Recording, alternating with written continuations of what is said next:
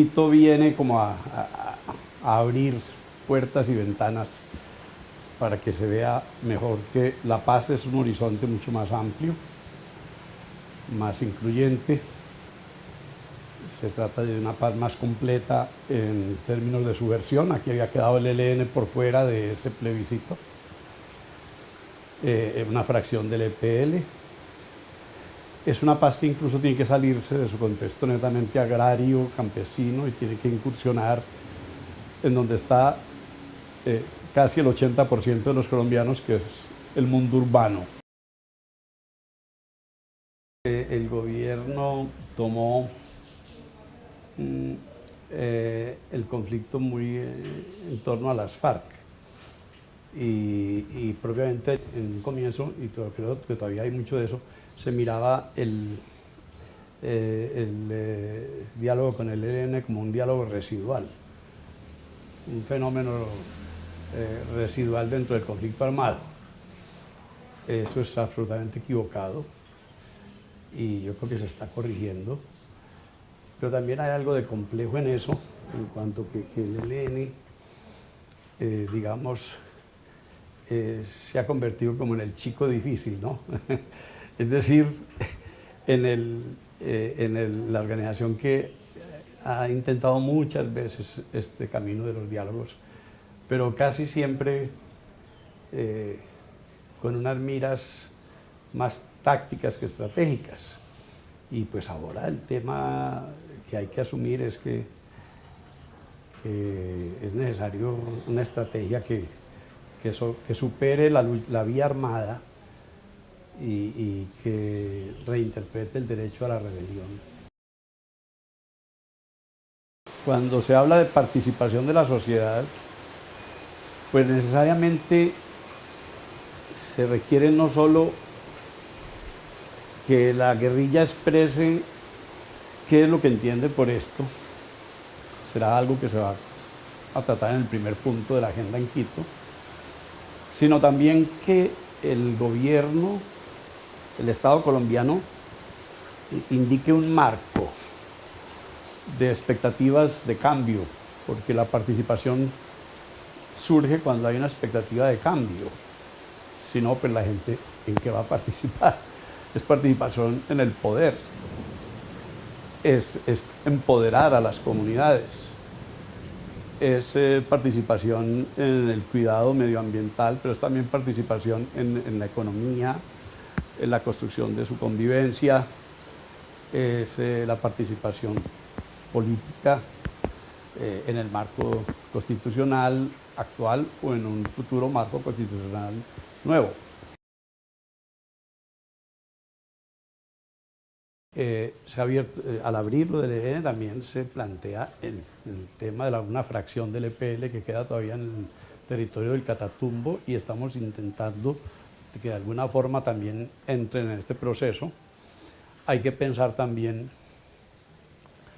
muy seriamente en otro espacio que es distinto a este político, digamos, relacionado con la subversión o la transformación política de la subversión, y habrá que pensar en un espacio ciertamente de paz urbana que está más relacionado con las BACRIM, con el Clan del Golfo, que se ha manifestado pues muy reiteradamente sobre esto, y con todas esas organizaciones estilo la Oficina de Medellín y organizaciones como pues, los urabeños, los rastrojos, todo eso, que tienen algunos de ellos, hay unos sectores en esas organizaciones que miran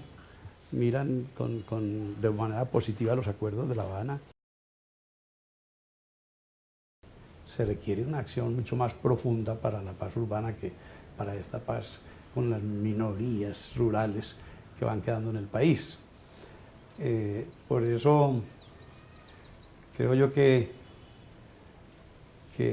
el Estado colombiano y la comunidad internacional tendrán que unir mucho más sus fuerzas para intentar, digamos, pactar la legalidad con algunas de estas poblaciones, de estos sectores que el Estado abandonó y lo dejó en manos del narcotráfico. como que si le hubieran dicho al narcotráfico, ahí les quedan las ciudades a ustedes, los sectores populares de las ciudades. Entonces, aquí habrá que hacer ese pacto, y ese pacto de la legalidad comienza precisamente con el sometimiento de estas estructuras a la ley y a la justicia en Colombia.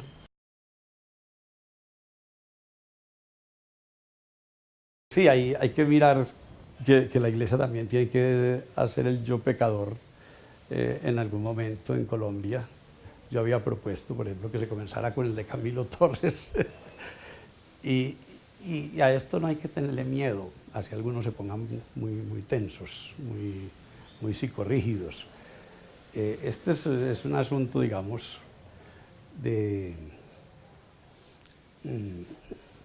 sí, de una conversión, como dice el Papa, una conversión pastoral también, ¿no? Y una conversión de la Iglesia como al Evangelio, ¿no? Eso, pues esa es siempre la tensión en la que se da la fe. Eso nunca se va a llegar a ser tan nítidamente seguidores de Jesucristo, pues que nos volvamos no violentos pasivos, sino violentos activos. Eso va a ser difícil que lo logremos, pero no es imposible y se va avanzando.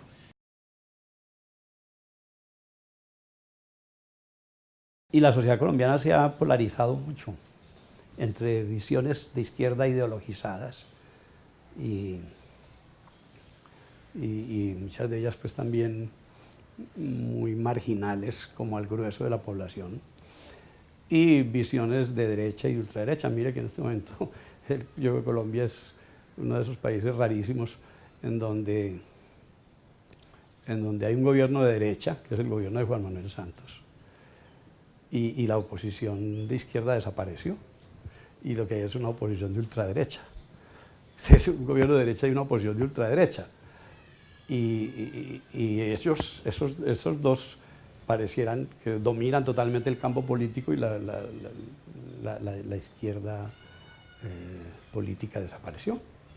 Se volvió insignificante o se corrompió, se dejó asumir por la corrupción, como ocurrió con el Polo Democrático en Bogotá, con sus gobiernos, pues que fueron muy sucesivos. Y como en este momento casi que el Polo Democrático desapareció en aras del Centro Democrático.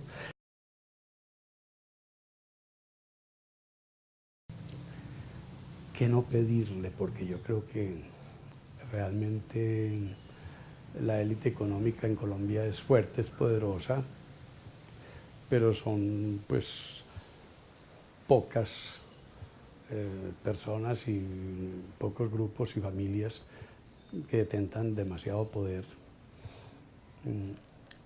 Y yo no diría que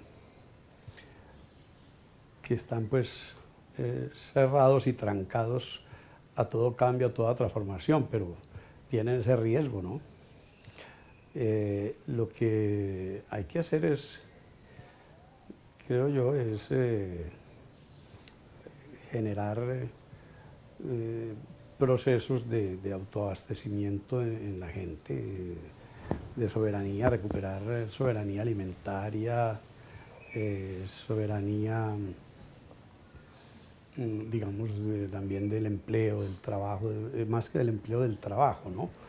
La soberanía del trabajo, así el empleo va disminuyendo por muchas circunstancias, por la mera robotización. Pero hay que generar eso, y hay que generar la soberanía, digamos, popular en cosas concretas, como son los procesos educativos, de los que nadie debe estar exento, lo que es el cuidado de la salud, lo que es la vivienda, lo que son las cosas fundamentales del pueblo. A uno le asusta cuando digamos, estos temas de satisfacción de necesidades básicas desaparecen propiamente de la visión que tienen las empresas, dominadas completamente con el ánimo de lucro. Pues aquí sí diríamos empresas que se vuelven sinónimos de lucro, y un lucro incesante, es decir, hoy hay que ganar más que ayer.